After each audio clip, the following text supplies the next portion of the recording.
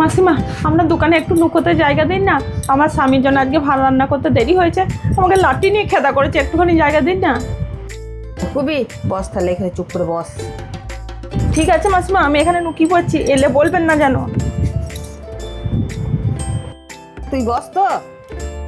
ঠিক আছে। আচ্ছা মাসিমা, একটা মেয়ে ছেলেকে দেখেছেন এইদিকে আসতে?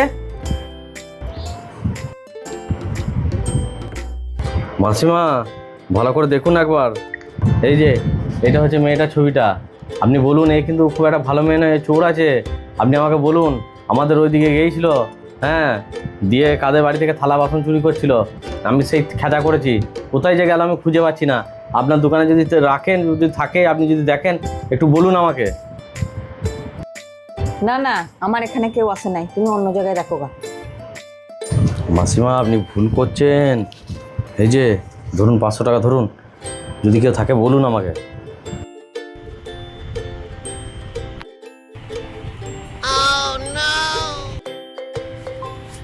মাসিমা এই টাকাটা ধরুন, আর কেউ আছে কি নাই দোকান আমাকে বলুন।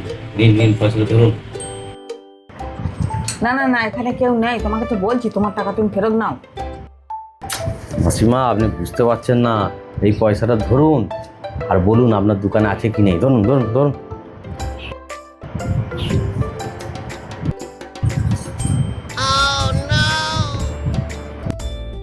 না না, তোমাকে বারবার বলছি এই দোকানে কেউ নেই, না তোমার পয়সা নিয়ে যাও তো। মাসিমা ভুল করছে, এই যে এই সমস্ত টাকা আমি আপনাকে দিয়ে দিলাম, নিন ধরুন। কেউ আছে কি নাই বলুন আমাকে দোকানে।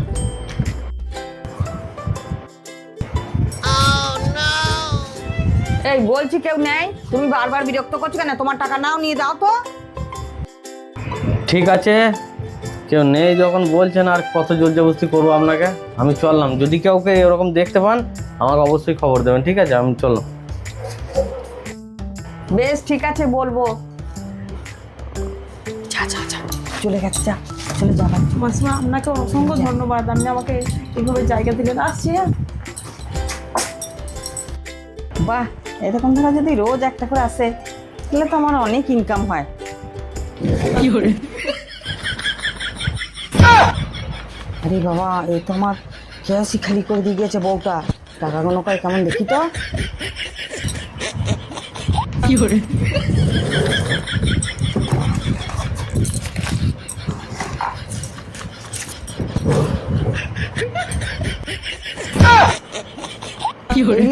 এ তো ডুপ্লিকেট টাকা। আমার আসল টাকা কোটা সব নিয়ে চলে গেল, আর আমাকে ডুপ্লিকেট টাকা ধরিয়ে দিয়ে গেল। ওই জন্যই কাউকে আশ্রয় দিতে নাই রে, সর্বনাশ করে দিয়ে গেল এই বউটা আমার।